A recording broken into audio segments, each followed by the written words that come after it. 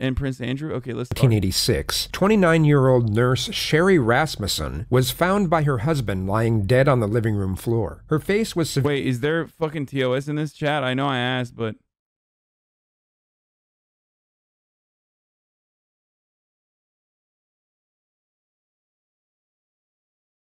severely beaten and disfigured to the point that she was unrecognizable, and the injuries were consistent with being hit with a muzzle and butt plate of a gun. She also had 3 gunshot wounds to the chest that were disclosed as the official cause of death, with the medical examiner asserting that any one of the 3 bullets could have killed her. Perhaps the most disturbing discovery during the autopsy was that most of Sherry's injuries were inflicted upon her after she was killed, which was concluded due to the lack of hemorrhaging and inflammation of the injuries. This included most of the victim's facial injuries, and even a bite mark on her left forearm. Even after Sherry had taken her last breath, the assailant was still inflicting an inconceivable amount of damage to her body. She was buried in a closed casket 7 days later. The homicide detectives assigned to the case immediately associated Sherry's murder with multiple break-ins that had occurred that same night on the same street. Another woman had even been assaulted and was able to give a description of 2 assailants, and this description became the sole focus of the investigation into Sherry's murder. The prime suspects were now 2 middle-aged Latino males of medium height and build. They were never found, and the case went unsolved for 23 years. By 2009, crime in Los Angeles had declined enough— Oh, this is the Golden Gate murderer or something, right? Isn't this... Or no, is it not? Oh, no. The Golden State murderer. No, this is not. Sorry.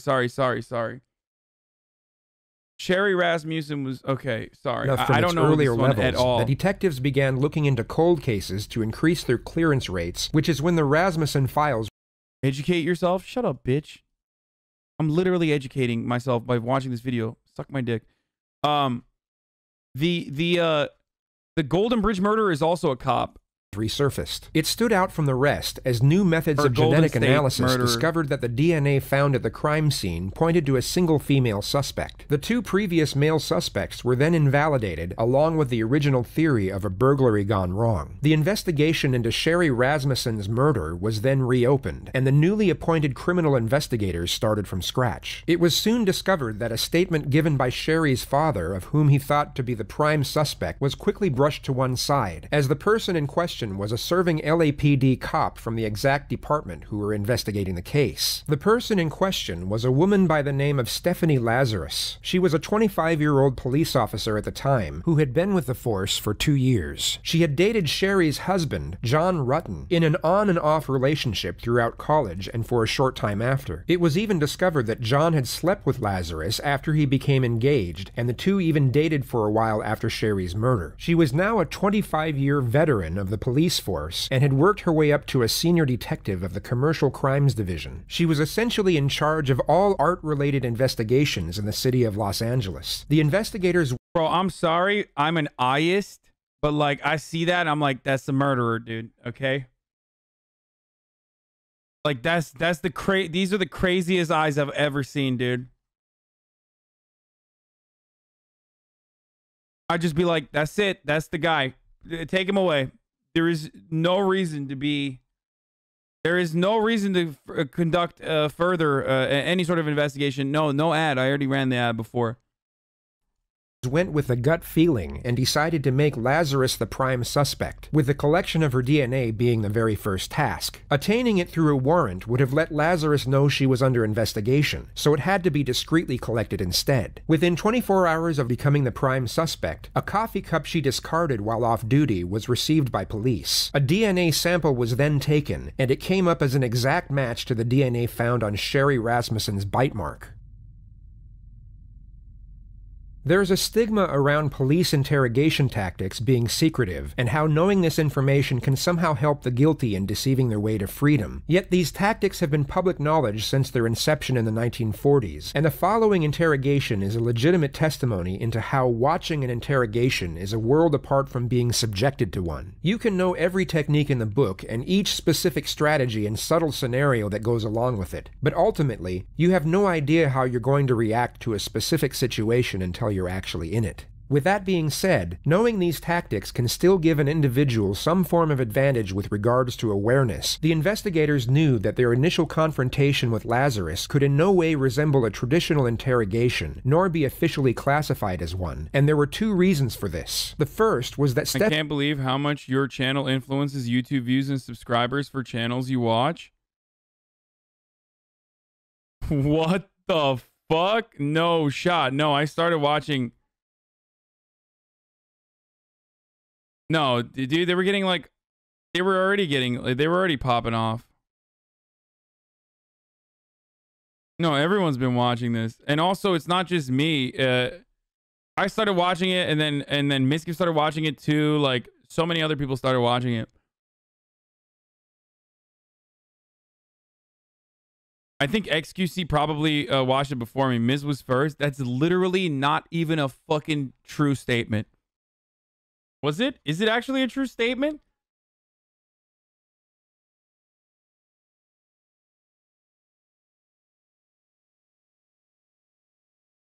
I know other React streamers have definitely watched it. It's great content.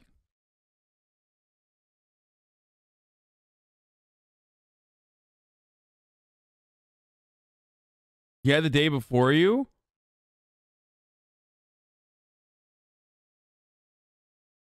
There's no shot. He was like, people kept coming in here to be like, Miskiff is literally watching the same video that you're watching right now. Want to come over? I can't come over. I'm in fucking Los Angeles.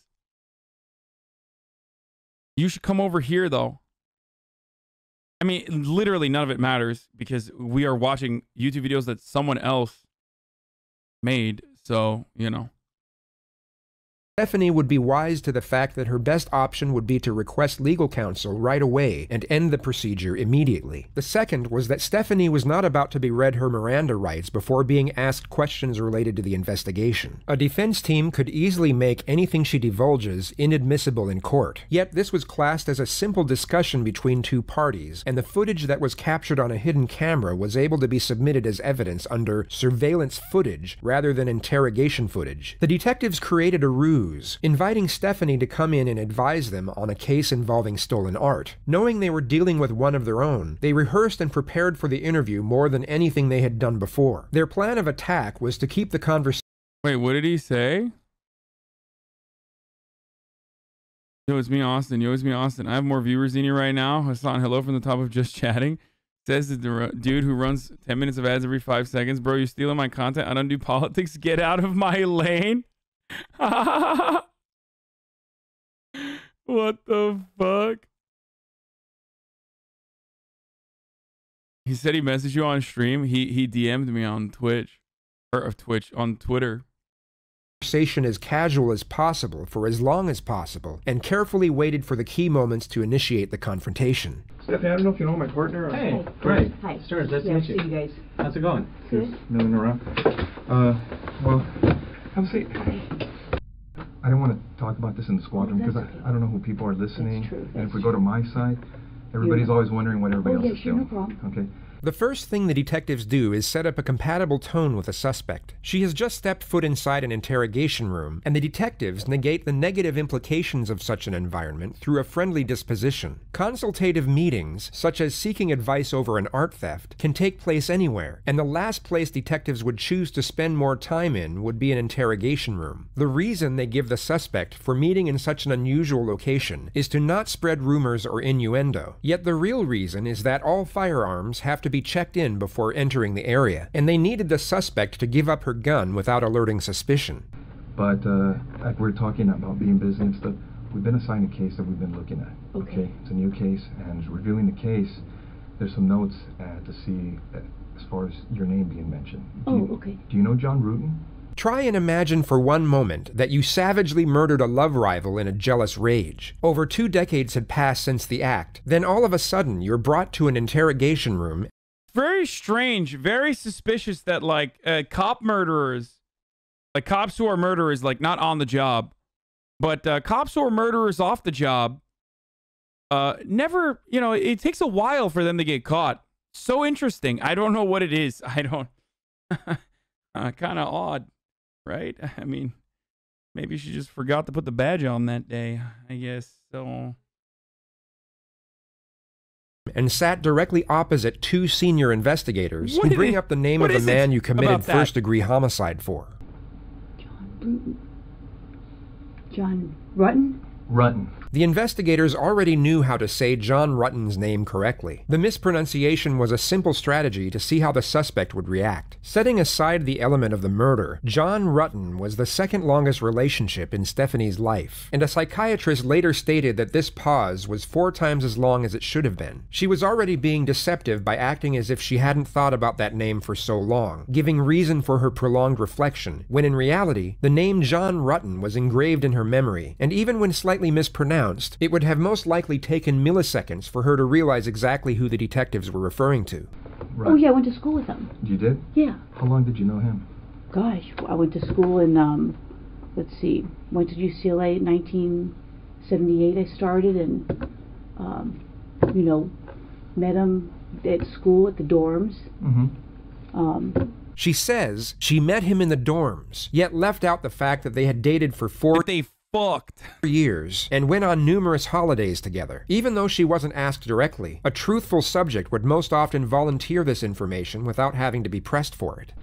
Were you guys friends? Close friends? Yeah, we're very close friends. Yeah? I mean, what's this all about? Well, it's regarding... It's a case we're working on, and it involves John, and in there, some of the statements we reviewed, you know, there's notes and stuff that he knew you and stuff. Oh, yeah, I mean, we were good friends, lived in the dorms for... I lived in the dorms for 2 years. You guys lived in the same dorm? Yeah. Or, oh, okay. Yeah, Dykstra.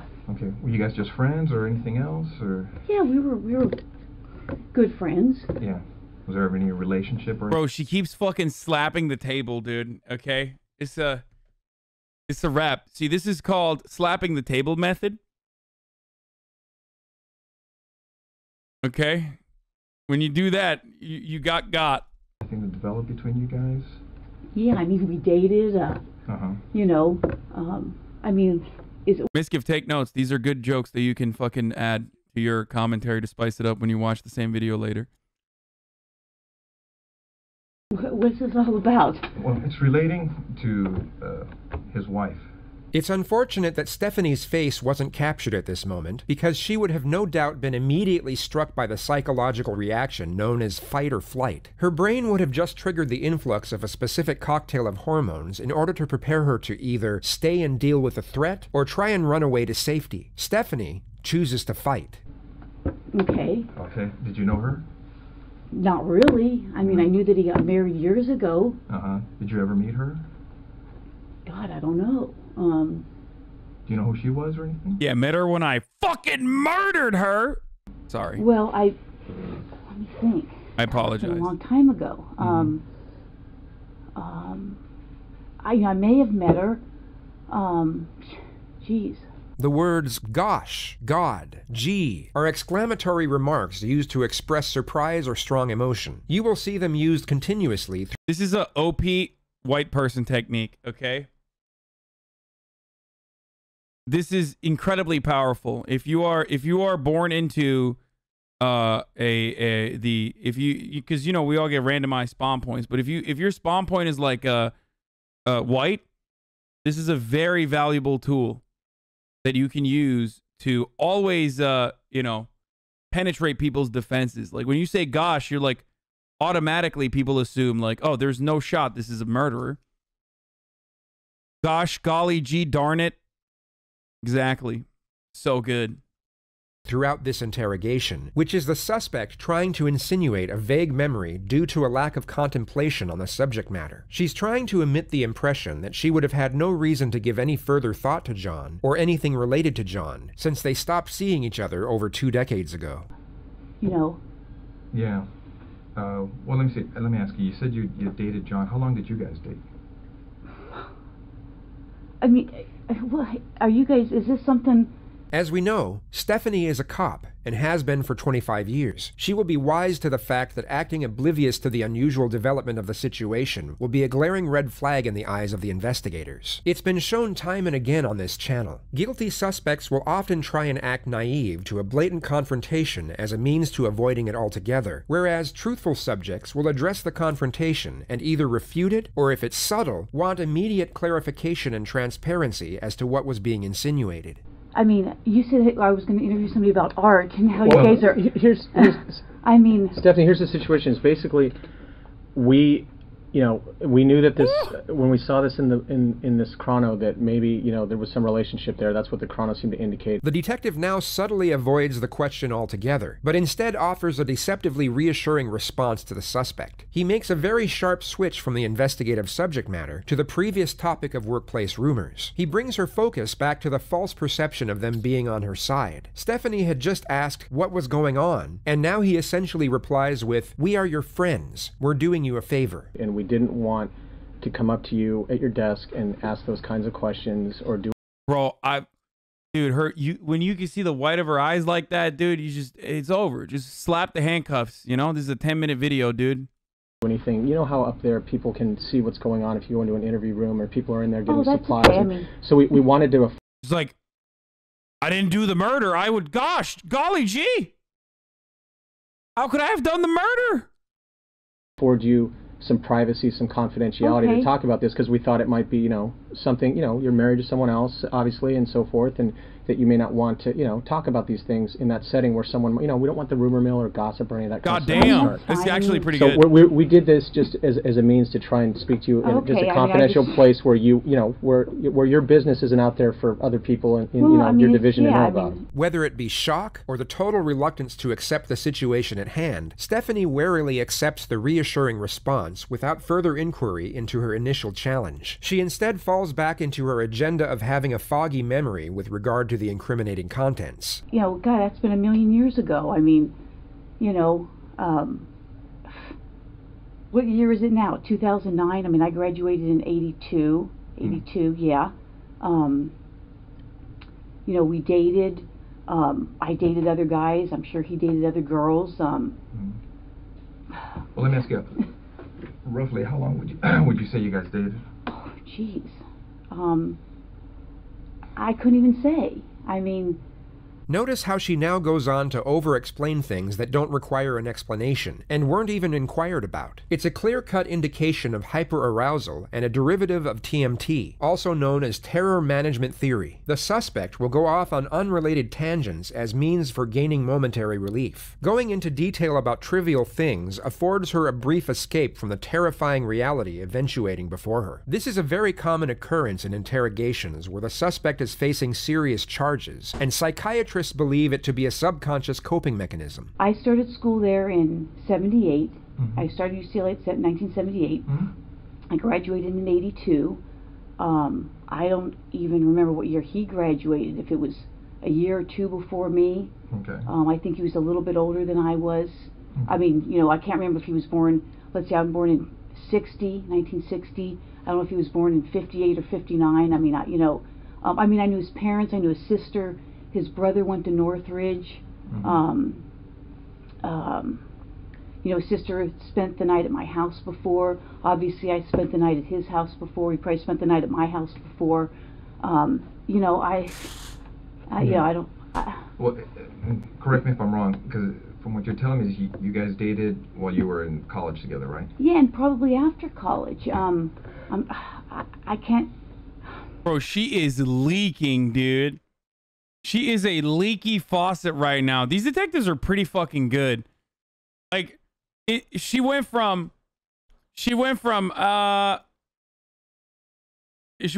I don't know him, to like, yeah, we fucking dated. I know his entire family. Like, I'm the biggest fan of him. I know him and his family real well, dude. Real well. Jeez, they didn't do anything? That's not true. They fucking lured her in with they literally lured her in, dude. It was actually good. I think when I met my husband in... What state is this in? Take one guess. It's not Florida, and it's not Arizona, okay? There you go. That's all you need to know. These are California cops. Scott, California detectives. Let's see. I was teaching DARE, because I met Scott when I was teaching DARE up in Oregon. But we had long stopped, dating before that. So you haven't talked to him for a long time? Oh, I think I haven't talked to him in a long time. I couldn't even tell you when the last time I talked to him. I met Scott, I'm thinking in 92 maybe, April of 92. It was Scott being your husband. yeah, I'm trying to think. I was teaching DARE. Let's see, what year is this? We'll be married. I got married in 1996. I think I met Scott in 92.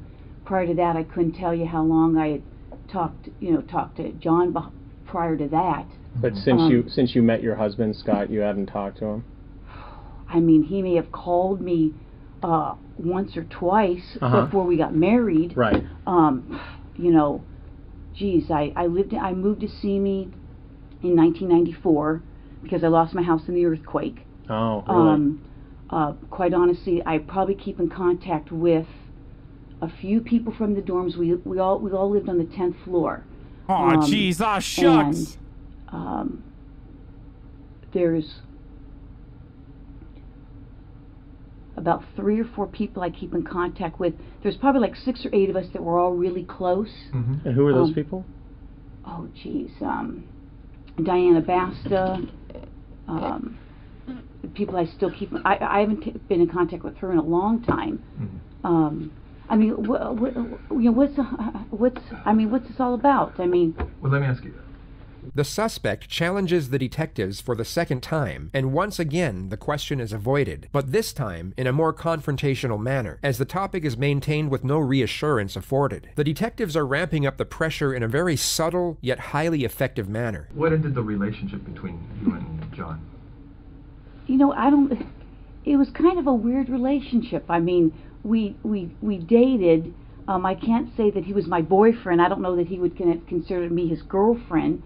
We dated. We did things. I played sports in college. He played basketball. His brother played basketball. We just, you know, it just didn't work out. I mean, I don't know what to tell you. It was like I went out with other guys, saw other guys. I went on lots of vacations. You know. And once you guys split, were you guys still friends or kind of? He's like, I fucked a lot, dude. I was just like, you know, just a sea of dicks and myself. You know, I was hooking up left and right, dude. I was finding all the, just please, anything to just make you believe that I did not murder this person, okay? Please. Is it friendly, not friendly? No, I don't think it was not friendly. I mean, we were friendly. I know that we went to Hawaii at one point. Yeah, I mean, you know. And you were saying that it's 2009 now. Had you ever met his wife? I may have. Do you remember her name or anything, or? Her facial expressions are so exaggerated that it reminds me of a fucking TikTok video, like a Bella Porch video. The bounce to the beat, bounce to the beat, bounce, bounce, bounce, bounce, bounce to the beat. Like, look at this. Look. Friendly. I mean, we were.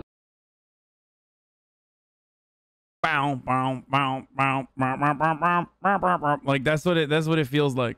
We went to Hawaii at one point. Yeah, I mean, you know. And you were saying that it's 2009 now. Had you ever met his wife? I may have. Do you remember her name or anything, or?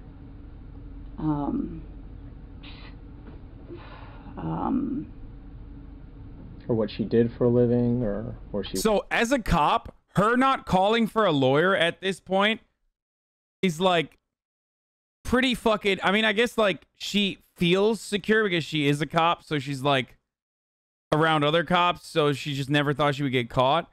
But also, it's pretty good on behalf of the other cops who, like, made her feel so safe that she's just like, yeah, like, what's going on? Am I a suspect here?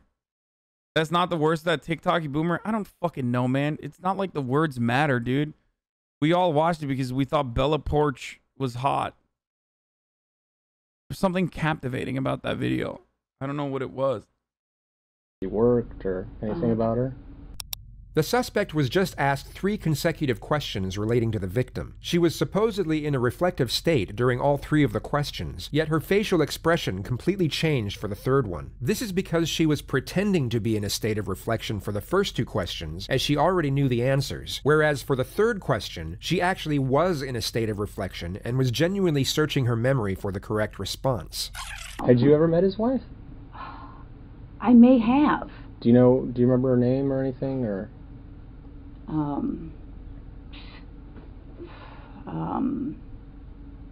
Bro, this person is so like this.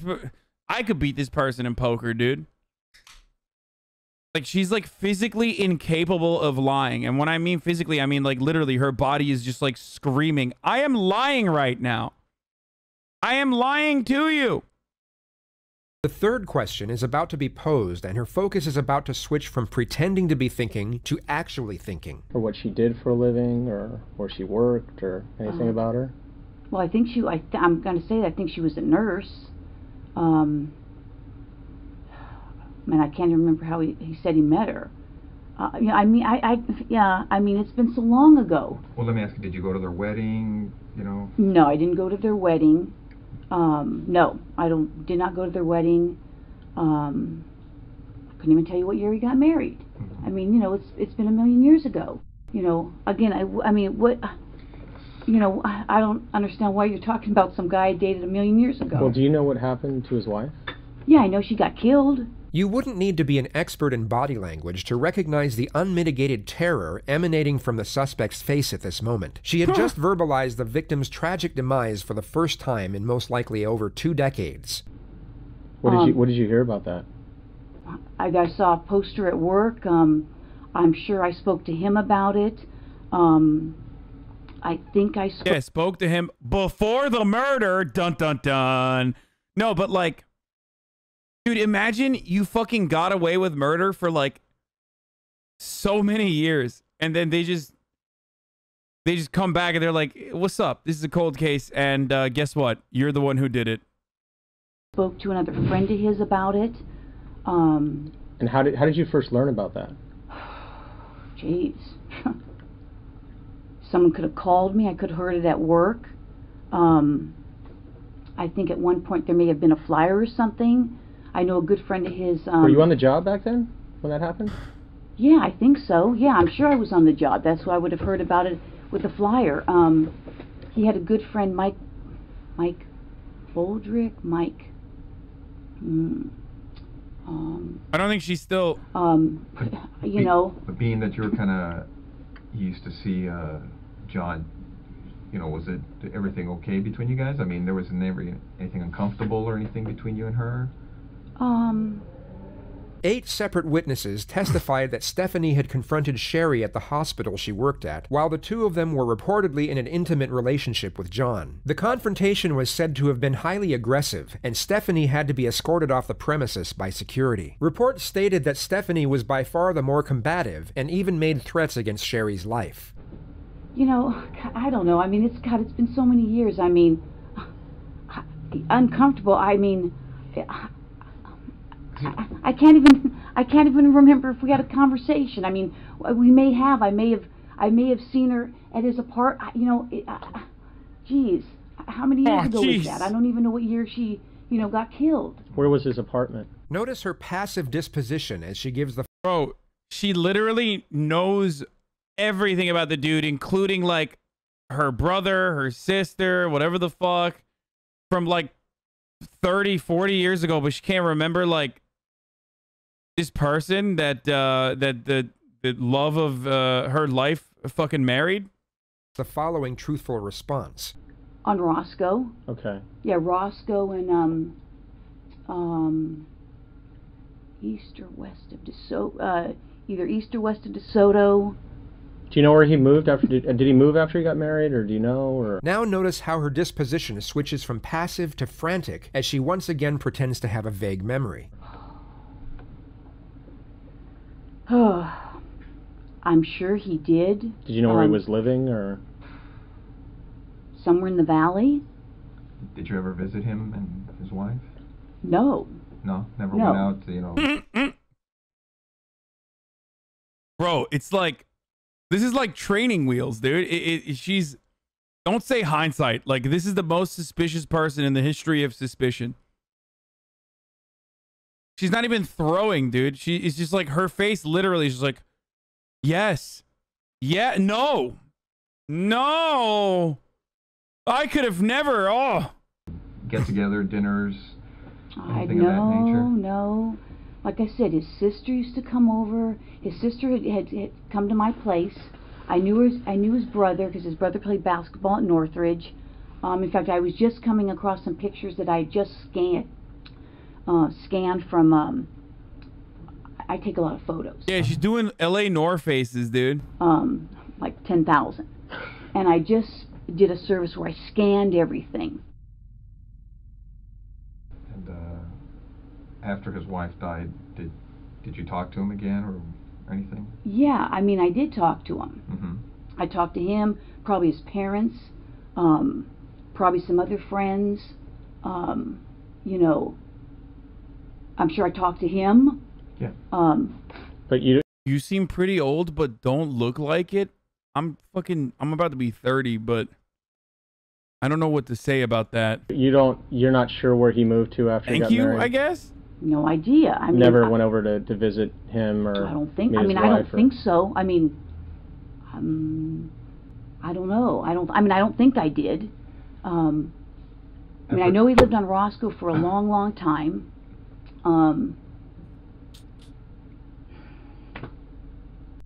After John's wife died, you said you may have been talking to him. Did your relationship start up again? I would say no. Bro, she leaked everything in 15 minutes, by the way. Like, some of these other murderers, like, they're like a wall that you need to breach. You know what I mean? Like, they don't give you nothing for, like, days on end. And, like, you have to wear them down and shit. She's basically, like, 15 minutes. She's like, yeah, I didn't know him. Proceeds to tell everything about the dude.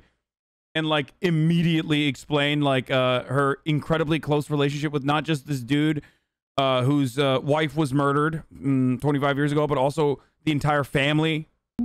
Again, can you give me a year? I mean, this is like 2009. She died in 1986? Yeah, I think it was 86. 1986. Okay. Like I said, I'm faintly remembering that I went to Hawaii with my friend Greg. Greg and I got certified for scuba diving. And I'm thinking that John met us there, meaning Greg and I. After he... Dude, people that get on tangents like this, I feel like it's such a leak, too. It's such a... Because it's kind of like, you don't want to describe the events, the gruesome events, so you're, like, having a hard time faintly remembering a lot of shit. And then, boom, all of a sudden, you, like, literally remember every minute detail about your scuba diving experience. Like, it's pretty obvious that, like, you're just trying to move the conversation away from that. But it's also kind of a silly thing to do because, like, what? You think the cop is going to be like, oh, wow, that's sick. Like, you went scuba diving in Hawaii? Like, tell me more about that. I love scuba diving. Like, in a moment of desperation, like, the mind is so wonderful. Like, what are you thinking in that moment? Like, do you literally think that the cop is going to be like, oh, that's fucking sick. Like, tell me more. After he got married or whatever, were you dating anybody? In particular? And that was what year? 1986, you said? I think he got married in around 85, 86, something like that. Were you seeing anyone seriously, or? God, I couldn't say. Geez, I'm trying to think. I mean, you know, I dated a fireman. Randy may have dated a gal that Mike was dating, and then Randy broke up with that gal. I couldn't even tell you the gal's name, if I'm even thinking of the story right. And then I started dating Randy. Yeah. So again, I mean, not like I was a huge floozy or anything, but no. As far as you recall, after just a John's murderer. wife, did you start a relationship again with John, or dating casually, or anything like that? like I said, he met Greg and I in Hawaii. What island did we go to? I think the Big Island in Kauai.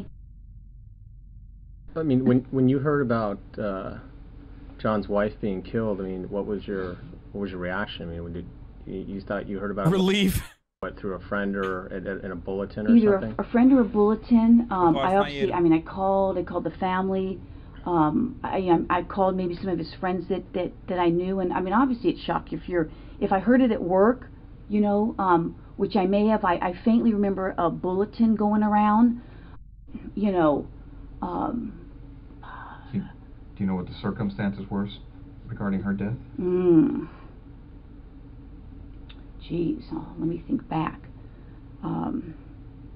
Geez, I don't know if it was, you know, if it was a burglary or something. Yeah, I mean, it's been so many years. I mean, I can faintly think that I may have saw a flyer. Yeah. May have had her picture on it. You know, that's why I say, if somebody had called me, I may not have known what her last name was. I may have. I mean, maybe if you told me, I would remember it. Bro, how are you a fucking cop and, like, still unaware that you are literally being interrogated now? Like how? How are you a fucking cop for, like, so many years and don't realize that, like, these dudes are just straight up onto you, dude?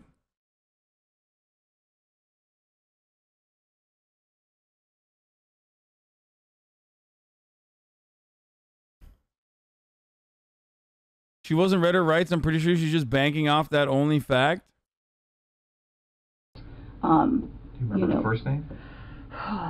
Shelly, Sherry, I don't know, something maybe, you know, like I said, it's been so many years, and from all the years, as far as you can remember, do you remember ever talking to her? Just well, I said earlier, you know, I mean, I may have. And now I'm thinking I may have gone to her and say, hey, you know what, is he dating you? He's bothering me, and so I'm thinking that we had a conversation about that, one or two maybe, you know, it could have been three. I don't want to say I had 3 conversations with her. No. Like at her work or at their house or. No, I'm thinking that you know. Bro, she literally, it's like unwinding, dude. What a throw. It's like slowly but surely, in a matter of 27 minutes, she literally went from, I don't know the guy, just kidding, I know his entire family, never seen him, just kidding, dated him for 4 years, just kidding, actually also continuously saw him recently, or not recently, but like around the time of the murder, never met the wife, just kidding, know everything about the wife, and have multiple conversations with her. Like, what the fuck, dude? Just from that alone, it feels like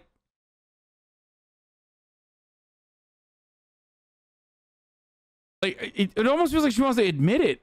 He obviously must have told me where she worked. I'm thinking it was a hospital somewhere in LA, and I mean, I could have been, again, what year was that? Where was I working?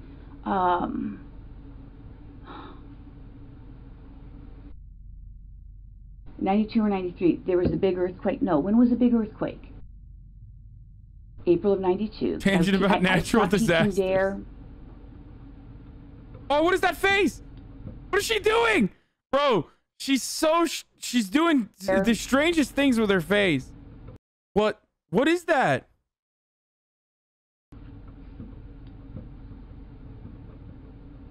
I think I stopped teaching dare sometime in 92.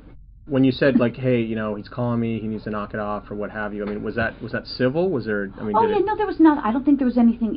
If the conversation lasted a few minutes, so I can't even remember. And what is it like, you know, we went out to lunch or anything. Right, but there was no, like, arguments or fights I or don't think it didn't so. get heated or anything like Not that I recall, no. I mean, I would think that would stand out, I would think. Now, again, if I saw that face, I'd be like, arrest her right now. I'd just be like, all right, it's time. Put the handcuffs, boys. That's it. She did the biting, dude. She literally did the same biting technique that she used on her, like, sex partner's wife. She literally fucking bit the air. Like, I can't even do it. I don't know how the fuck she did that. Yes, the face should be illegal. That's not standing out in my mind. You know. So you didn't have any problems with her then? You didn't have any issues with her. No, I mean. But let me ask you. It seems like you didn't have any issue. Now, did she have an issue with you as far as because now you're telling her, hey, you know, tell them to stop calling. Now, you know, she's like, hey, you know, you figure she'd be threatened by you. You know, I don't know. I mean. From what you remember, as far as when you talked to her, maybe you didn't take it as serious, but maybe, you know, did she? Maybe she was bugged. I mean, like, was she throwing things at me or something, or? Well, no, just you know. As far as you're trying to explain, like, hey, have them stop calling me. You know, stop playing games. You know, I tell you. If the conversation, I couldn't even tell you how long the conversation. If you said, did it last a half an hour? Did it last 3 minutes? Did it last 20 minutes? I can't even remember. It's been so long ago. So you would have gone, if it was en route to work, you more than likely you would have gone to her work and had this discussion with her? I mean, that's sounding familiar. I mean, that's, now that you guys are bringing this stuff up.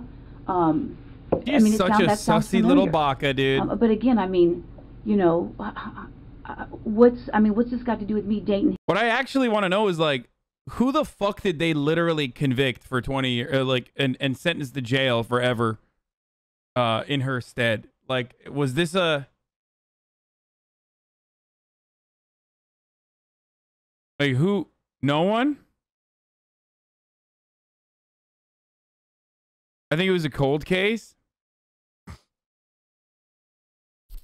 Because, like, didn't they think that there was a sequence of break-ins with, like, 2 random Latino dudes or something? Him and, you know, her getting killed. I mean, I don't... Chad acting like they don't do this all the time, by the way. What the fuck? Like, I know we're watching, like, a bit of a propaganda, but I just want to let you know that, like, you know, if they had caught those 2 Latino dudes, you bet your fucking ass that they would have been pinned on this crime.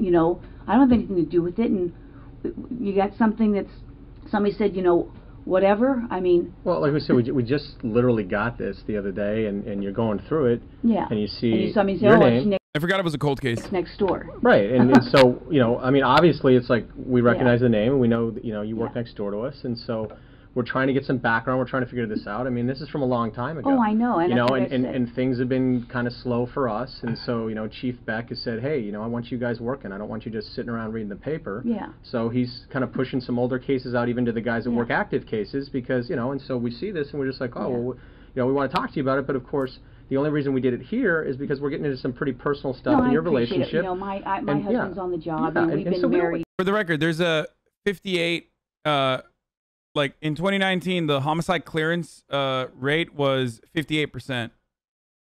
So, like, about 40% of murders go unsolved.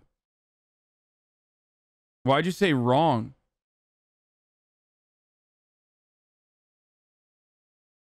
What?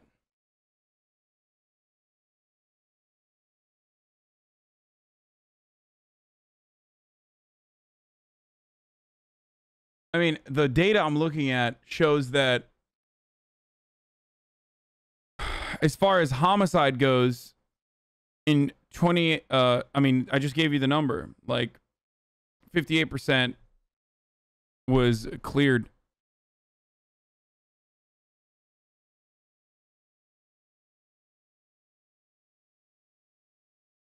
Acknowledge how she acts like Trump. Yeah, her face does, like, resemble Donald Trump's mannerisms a lot.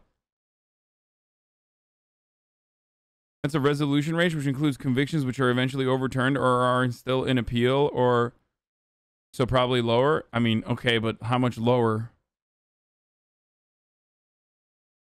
There are obviously false. I mean, there are obviously false convictions too. On top of that, but it's still not going to be like. You're actually wrong. It's 11% more than what you said. The number I'm giving you is like off of Google, dude. It's freshly Googled, motherfucker. Okay, I gave you a specific year too, so you're like, you can't say I'm fucking wrong. Like, projectcoldcase.org, cold case homicide stats. Like what the fuck do you want from me? I gave you homicide clearance rates in the United States in 2019, and the dude was like, "You're fucking wrong, dude." Oh, he's trolling because 11% more is 69%. No, because some stats also show that 62% of murders and 33% of rapes go solved. You know, we don't want to take the risk. We don't want to take the risk when one of those interview rooms, and even when the door closed, someone's going to get supplies and sees on a monitor or hears or whatever. No, I appreciate it. I mean, I appreciate it. Like I said, that's where people go when there's orals. You know, when they're doing orals, guys will go in there and try and watch. And like, what are the answers to the questions? I you know? didn't know that. Yeah, so we just want to afford you the most privacy and confidentiality we could. No, I appreciate it. Like I said, I mean, this goes way back, and I mean, it was very sad. You know, obviously. I was like, come on, why didn't you fucking wear your badge when you did the murder, dog? Like, you know how easy it is?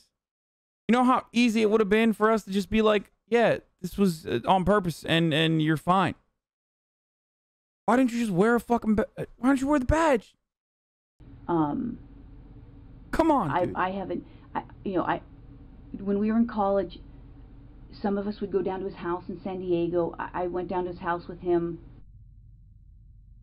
Mansplaining is an interrogation technique? 93. Let me get back to as far as when you said that John was calling you to see you, and during that time you felt that he was either seeing her, was he engaged or married? Did you know? Couldn't say. You don't remember? You know, I don't know. Well, let's see. My husband. But during that time that you were seeing John, you know, was he acting kind of squirrely or kind of sneaking around when he'd hook up with you or anything like that, to make you think, hey, yeah, this guy. He probably was. I mean. Well, after he hooked up with Sherry, do you know where they were living? No, you asked me that already. And I said, well, obviously they were living in Van Nuys division. Yeah. I may have known. I mean, you know. Thanks for reading my comment. I showed my mom. Aw. Aw. That's cute as fuck, dude. Well, again, you know, did he ever give me the address?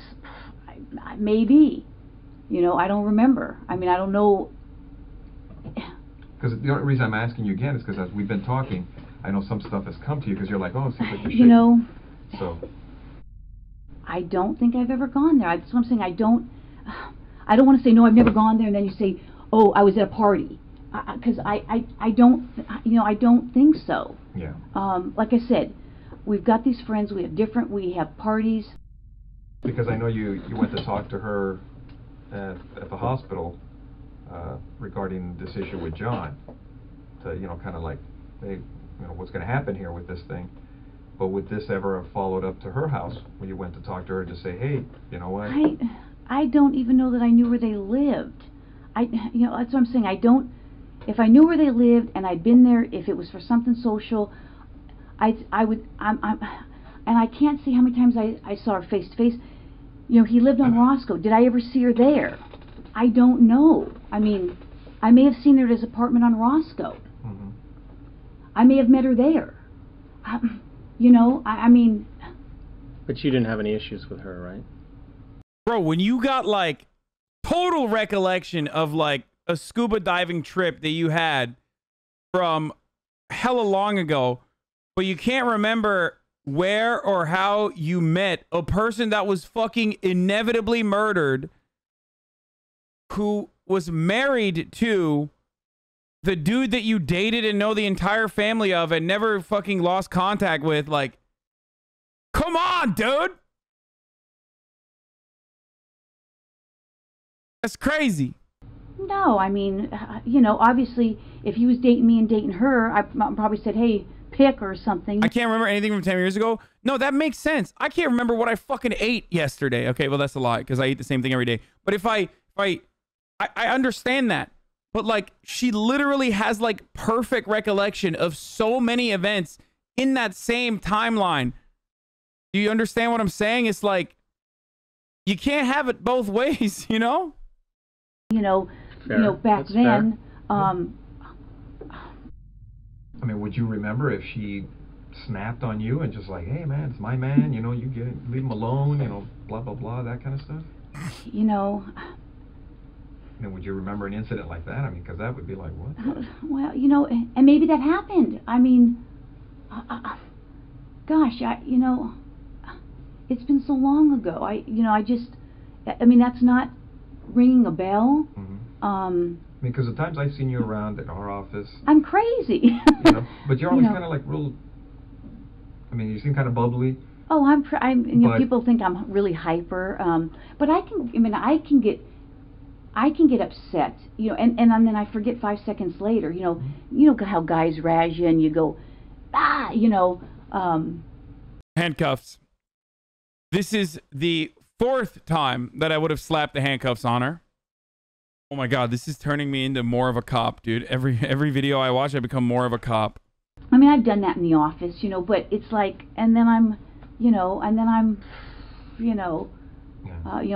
water think, under the bridge. Yeah, I mean, it's like people think I'm crazy, and then they think I'm crazy at home, and I'm a hyper person at work. I enjoy my job. I get excited. I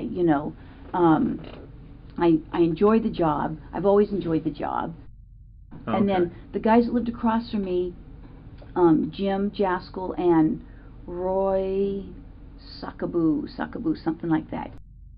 Well, one of the concerns I had is looking at some of the notes is some of Sherry's friends said that you and her were having a problem because bro, she's doing the I'm not neurotypical, dude. She's like, I'm hyper. I got attention deficit hyperactive disorder. Like, I couldn't have done the murder. I got ADHD. She was ahead of the game, bro. She was literally ahead of the game, dude. Of the John situation. Well, number one, I don't know who her friends are. Because again, I don't recall if he did tell me where he met her. I don't know even who these friends are. A problem, like I said, if I spoke to her, I mean, I'll go on as far as a limb, and I don't even want to say I spoke to her 5 times, because that's probably not even true. I can't even remember. Again, did I meet him at her place when he lived on Roscoe for, I think, quite a while, but I couldn't tell you how long he lived on Roscoe. And the only reason I remember the place now is because it's like a huge dope place now, where they, it may have been back then, but maybe we didn't know back then. I could have met her there. I could have, I don't even know that I met any of their friends. I can't say that. I don't know that that's a true statement. Well, that's what I'm reading, is that you guys had problems with each other and words are being exchanged, and it's all relating to John. You know what? I can't say. You can't say? No, that doesn't even ring a bell. So, it seemed like, you would recall something if somebody's going off on you, right? I would think. I would think. From what you're telling me is when you guys met at the hospital, you guys talked, but it wasn't, from what you recall, confrontational? I don't think so. From either side?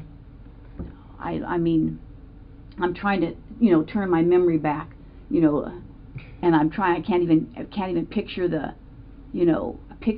conversation. I can't even picture the conversation. Well, let me ask you. At the hospital, it never got to the point where people were going, hey, everybody go to your own corner type of thing? I don't think so. Nothing like that? I don't think so. I really don't. If you say people said that, that's not ringing a bell to me at all. It's not. That's not ringing a bell to me at all. Was there ever a time when you and Sherry were talking and John had to maybe go like, hey, you guys relax, or anything like that? I think so. About, ever going to her house and having a dispute like that?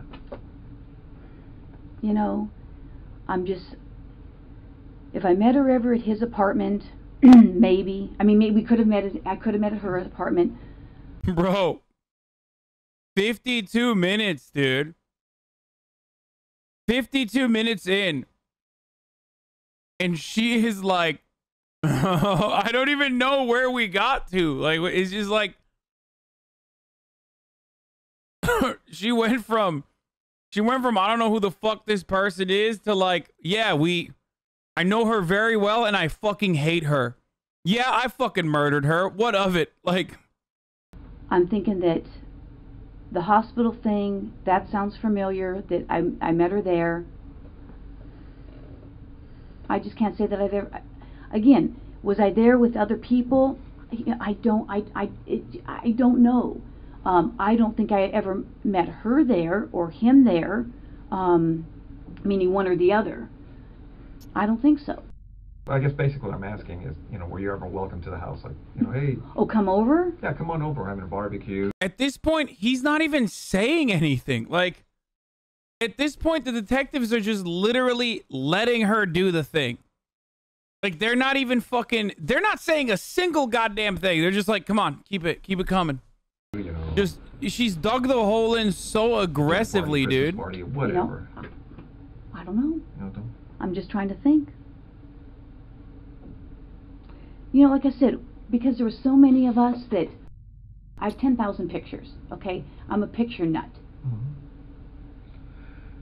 Let me ask, when you were seeing John, would you, I take it he would pick you up in his car, you go in her, your car, things of that nature, when you guys would go out? Well, yeah, I mean... Do you remember what he drove? Well, I know at one time he drove either a 240 or 260Z. Any other cars that stand out in your mind? Okay, stop. Stop. Any other cars that stand out in your mind?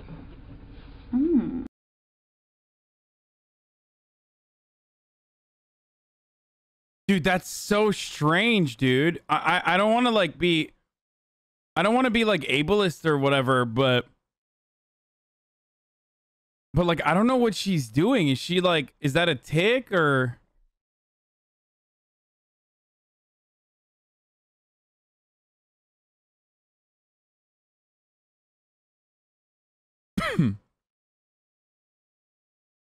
You have ticks too? Like what? Saying that's ableist is ableist, bro?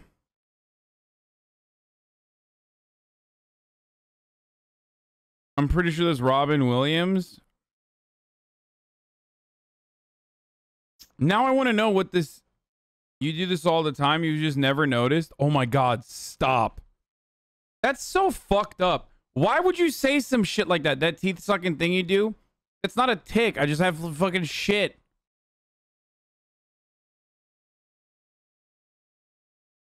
That shit you do with your tongue? Yeah, it's me like self-cleaning, dude, like a cat. Like I'm doing it right now. Like this.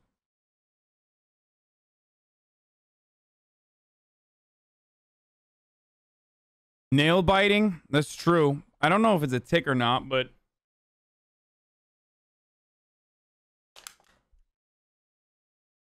But I would never be like, you're being ableist for someone being like, don't bite your nails.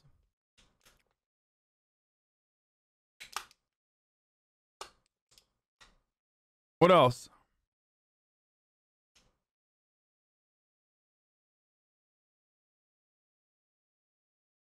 You rub your hands together and crack your knuckles when making a point for the first time? Damn, dude. Chat is like hyper aware, dude. They are... Chat is hyper aware of everything I do. It's kind of crazy. It's kind of weird.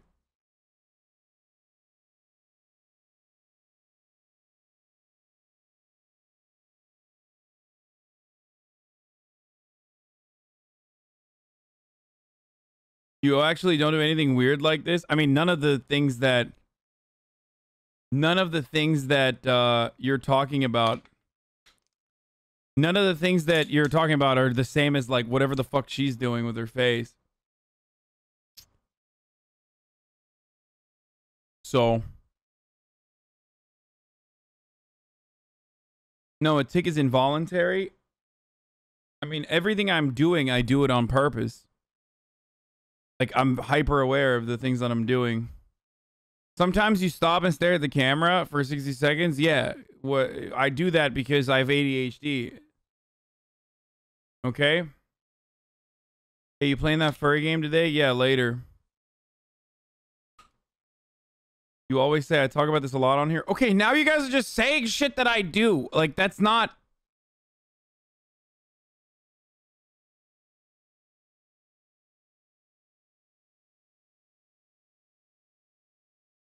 You have a tick where you drop a 60-second ad break every hour?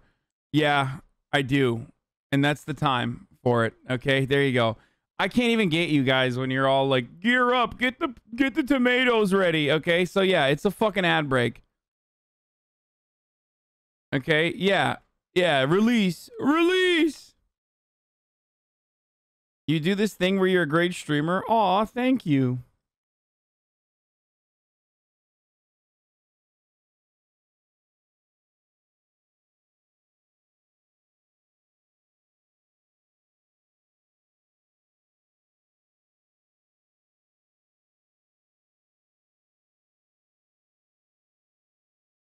It's an actual competition. Now, I hate that. Top of the hour, every hour. I have an involuntary tick to describe to you that there's a 60-second ad break. And if you'd like to no longer see those ads, you want to support the stream, you can subscribe for $5, or you can do it for free with a Twitch Prime. Or you can use a ad block or a VPN. Here's the ad break now. I take it he would pick you up in his car, you go in her, your car, things of that nature, when you guys would go out? Well, yeah, I mean... Do you remember what he drove? Well, I know at one time he drove either a 240 or 260Z. Sorry, I wanted to see her... I don't know how long he drove that 240 or 260Z for. And the only reason I say that is because I think I may have a picture of it with him in it. What kind of car did you have back then? Let's see. What year? Or are you like one of those young cops that's like, oh, I got a paycheck and bought a new car? Oh, no. I've only had like a few cars in my whole life. So what'd you have when you came on the job? Okay, well, my first car was a 68 Chevelle. Well, like I said, as we were looking at the case, and we had read the notes as far as from Sherry's friend saying you guys had problems or words, and they got heated. And the reason we're asking you is they had mentioned that an incident at her work had occurred, and they've also told us that an incident at her house occurred. You know what? And this is at her house during the period of time that they're married. That's just not sounding familiar at all. I mean, you know what? That's just not sound. Again, if someone says that I was at her house and I had an incident with her, that just doesn't sound. Was John there? Did John say this happened? Because, and other people were there. I don't recall. I mean, it just doesn't sound, familiar. And this is an incident where you showed up. You weren't supposed to show up, and things got heated. At his house? Yeah. That just doesn't sound familiar. I mean, Nothing? No. It's not sounding familiar. So not at all. Now you're saying not familiar because it's just something you remember, or it's just... you know what? I'd have to say I don't remember, because I don't remember. That doesn't sound familiar. I mean, would you remember something like that in your life? Well, I would think, but... Some sort of drama involving, the other woman type of thing? Sure. Did you ever fight with her? You mean like we fought? Yeah. Did you ever duke it out with her? No, I don't think so. I mean... You'd remember that. I don't think so. What the fuck, dude? You don't remember a fucking fight that you may or may not have had? Like, oh, it's over, dude. It is so over, dude. That is the GG no re, baby. Let's go. That, right? That would be pretty... Yeah, I would think so. I pretty mean, specific. Yeah, like I said, I mean, dramatic. Obviously, it just doesn't sound familiar. I mean, what are they saying? So I fought with her, so now, I mean, getting the jump, the leap. Do you remember every fight from 20 years ago? A fight with a person who then ended up dying 20 years ago. A fight with a person who, like, I mean, even if we don't assume that she fucking murdered this person, if we're talking about a fight that she had with a dude that she was in contact with, then yes. Yes, I would expect her to remember the fight. Especially because she literally remembers so many other details, and also has been routinely lying and slowly unwinding about all of the other details that she actually does later on admit to. Excuse me, I haven't eaten. They're saying, okay, I fought with her, so I must have killed her. This is known in psychology as reductio ad absurdum, or appeal to extremes. It's a form of argument that attempts to disprove a statement by showing that it leads to an absurd or impractical conclusion. I mean, come on. I mean, that's... I mean, or what we call a self-report.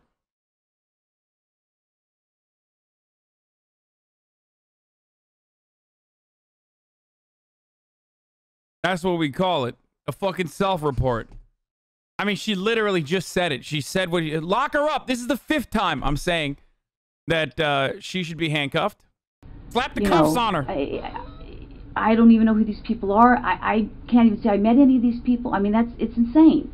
Would it be something you would remember? I mean, because I don't know if any other intense incidents in your life that have occurred, I mean, you'd recall those, right? I mean, well, like a use of force at work or car crash, something you're involved in, you'd be like, yeah, I remember. You would think I would remember. I mean, I would think if it was something that crazy. I mean, I can't say, you say, how many fights have you gotten into, you know, in your life?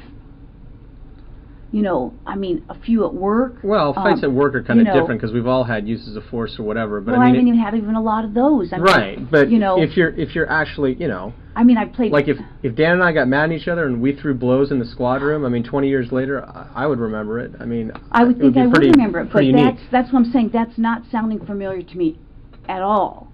I'm looking at the notes, and these people are kind of, I mean, they're pointing the finger at you. Well, and I mean, that's not ringing a bell to me, so, you know, I don't know, you know, it's... I mean, she is a cop. Technically, she could be whooping ass all the time. You know what I'm saying? Like, she could constantly be getting into fucking fights and shit, you know? I don't know what to tell you. I mean, that just sounds crazy to me. Yeah, so you, offhand, you don't recall ever going into her house and having words and physically, you know, no, attacking I mean, her attacking you? No. Nothing like that? No, I mean, that's, no. Nothing? No. No. Not at all. Okay. Well, on some of the, on this case, you know, this occurred in '86, right? Detectives processed the scene, things of that nature.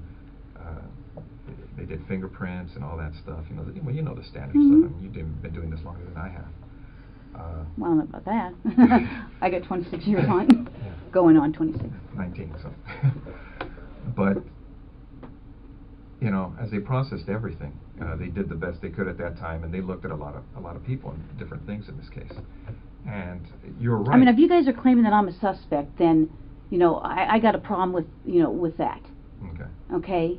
So, you know, if you're doing this as an interrogation, you're saying, hey, I'm a suspect. Well, now I got a problem with, you know, now you're accusing me of this? Oh, you do have a problem, yes. 1 hour and 5 minutes, boys. It took her 1 hour and 5 minutes of literally spilling the motherfucking tea, dude. God damn, dude. It is like...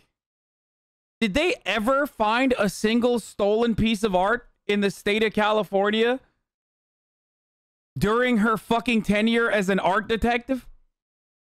Because, god damn, there is no shot. Like,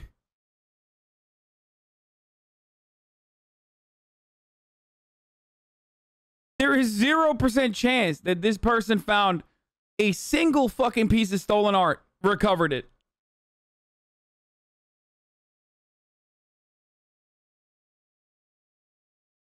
Doesn't seem very bright. Checks out that she's a cop. There's no such thing as an art detective? No, what do you mean there's no such thing as an art detective? She literally She was a detective who worked on stolen art. Like, what the fuck? What are you talking about? Thanks, Mom. Ooh. Hey, thank you. Thank you, Mom. Got my mom to make the chicken this time. Well, I mean, it's the chicken that I prepared and stuff, but I've been getting her to at least cook it up. So appreciate Mom. But also at the same time, you know, appreciate that I'm I don't want to even walk away from this. Is that what you're saying? We're trying to figure out what happened, Stephanie. Well, I'm just saying. Do I need to get a lawyer if you're accusing me of this? You know. You don't have to. I mean, you know, I'm just, you're here of your own free will. I mean, no. I know, but I mean, you know, you're not under arrest. You can walk out. You can leave whenever you like. Well, but, you know, I'm trying to give you some background of how I knew him, and now you're telling me that somebody's saying that we had this. Bro, she's mad that she got, dude. This big old fight, and I don't even know what you're talking about, you know, and I don't want to, you know, get in trouble for something that I didn't even do, or you're saying I did something. Okay. Yeah, we understand. I mean, how would you guys like it if the tables were turned on you? I understand. No. No, that's what we're telling you. I mean, you're free to go whenever you want. If this makes you uncomfortable and you want to, well, now you're starting to make me uncomfortable. The thing is, I mean, detectives did what they could at that time on the crime scene. Okay, and the burglary thing you're talking about, that is an angle that they looked at. I go, but now we're looking at everything else on the case. Because nobody was ever arrested on the case. I don't know that or not. Okay. I don't know that or not. Now, what we'd like to do is, obviously you know about all the DNA stuff and things of the nature that, you know, gets done on cases nowadays. You know, if we asked you for a DNA swab, would you be willing to give us one? Maybe. Oh, what the fuck do you mean? It's over. Because now because now I'm thinking I probably need to talk to a lawyer. Okay. I mean, because I know how this stuff works. Okay, don't get me wrong. You're right. I have been doing this a long time. Yeah. And I wish I had been recording this because now it sounds like, you know, there's, you know, you're telling these people saying I'm fighting with her, and now it sounds like you're trying to, you know, I've been doing this. Okay. Now I understand why they actually filmed this, and it doesn't matter because it's negligible. You can't use this in court.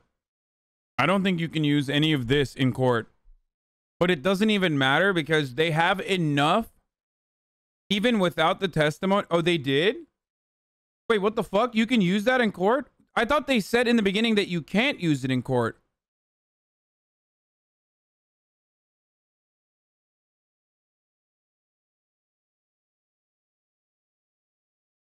Because it's in the interrogation room and there's like a surveillance camera in there? Or there's an assumption that there should be a surveillance camera in there?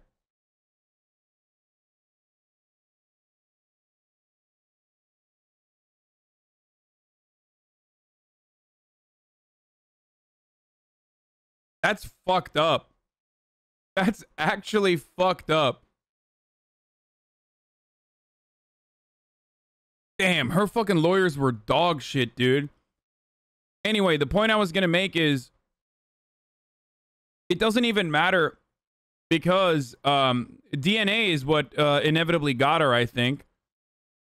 And also, the reason why this is a cold case that they like resurfaced because there was like new technology available to just like go through with the DNA. And also, when they have her DNA, there's enough evidence to request her DNA because there's enough evidence to request her DNA because like she's what do you call it? She like already had other testimony from like other witnesses and shit about her relationship. Like there's a motive there. It's a long time. Yeah, we know. Okay. And now it almost sounds like you're trying to pin something on me. No, now I got that sense. I'm not running an ad. I already ran an ad. These cases, and you know it as well as I do. Our job is to identify and eliminate suspects. I can't believe this. So if we ask you to the point to give us a DNA sample, a buccal swab, so we can identify or eliminate you, would you be willing to do that? Maybe. Because I know this. Well, that's where we're at too. I mean, because right now from looking at the evidence, it's, you know, it's possible we may have some DNA at the location. That's great. And we're going to do what we can to try to put this thing together. And your name's in the book. These people are pointing at you for whatever reason. I don't know why. That's just crazy. I mean, that's absolutely crazy. And it would be irresponsible on our part not to look at it. I know. You guys have to do your job, and I guess I'm going to have to contact somebody. So. That's fair. I mean, because I know how this stuff works. I mean, I just can't believe it. I mean, we understand that. I mean, I know how this stuff works. I just can't believe I got fucking duped, despite knowing how this stuff works. If we were in your position, I mean, we would feel the same way. I just can't even believe it. I mean, it's just, I mean, I'm shocked. I'm really shocked that somebody would be saying that I did this. I mean, we had a fight, and so I went and killed her. I mean, come on. Well, that's... Okay. All right. Well, thanks for giving me the courtesy. I wish I recorded it. Thanks for your time. Yeah, thank you. All right, Stephanie. Damn, she even thanked him for it. Little does she know, dude. Take care. All right.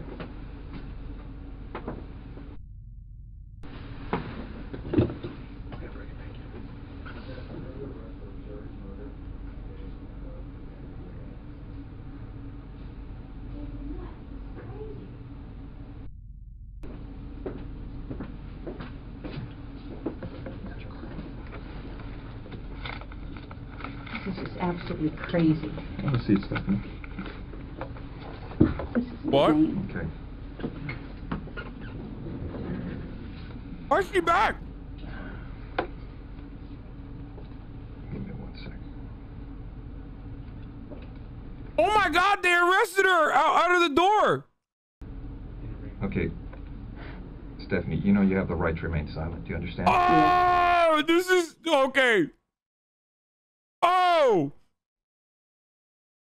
Oh my God, this video was the best, dude. I literally thought that they would, like, I don't know, gather some more evidence or something before they, like, called her back in.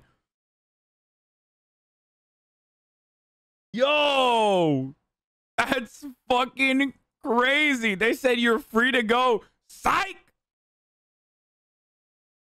What the fuck?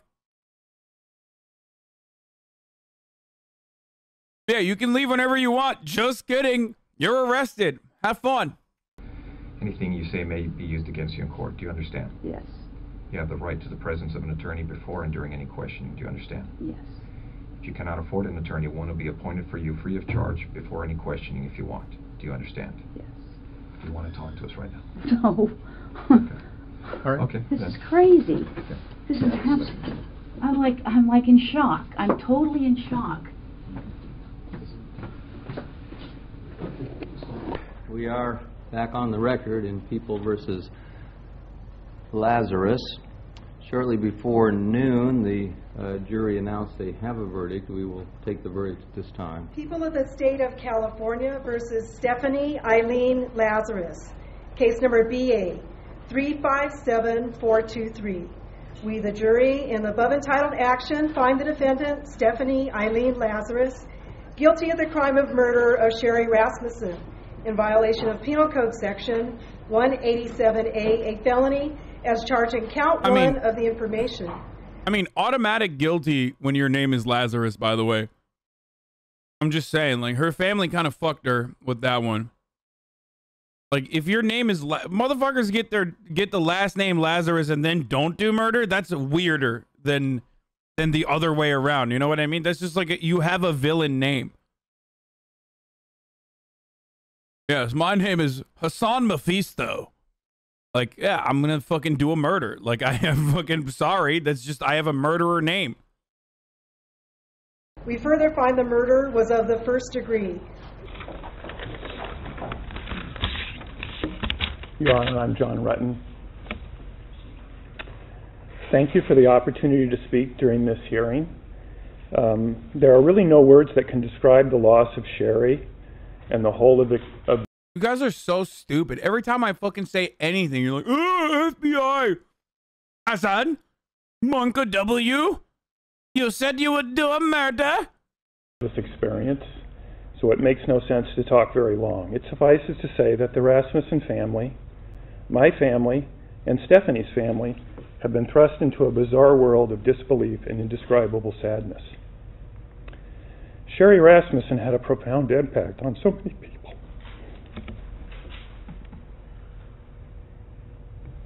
And I was proud that she agreed to be my wife.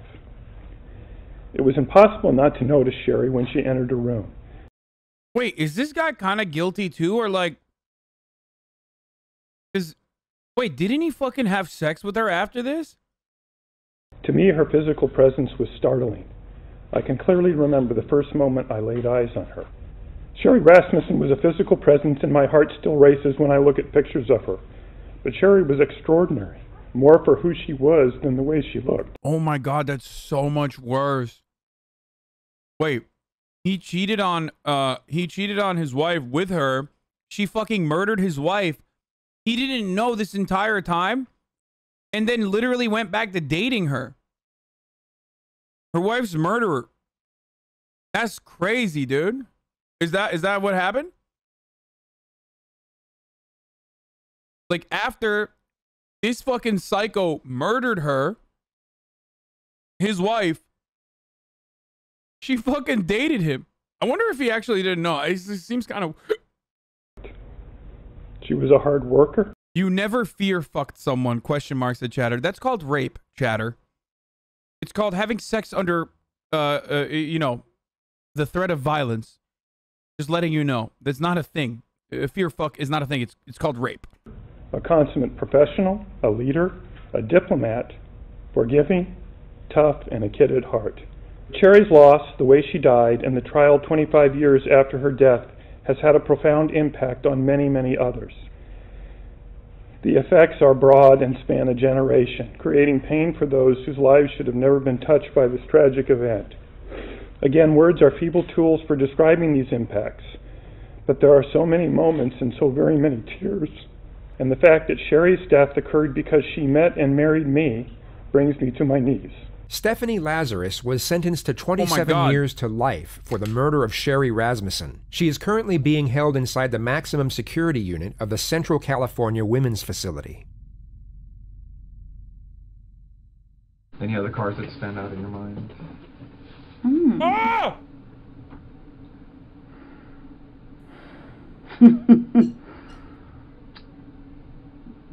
Jail. Oh! Oh, Jesus.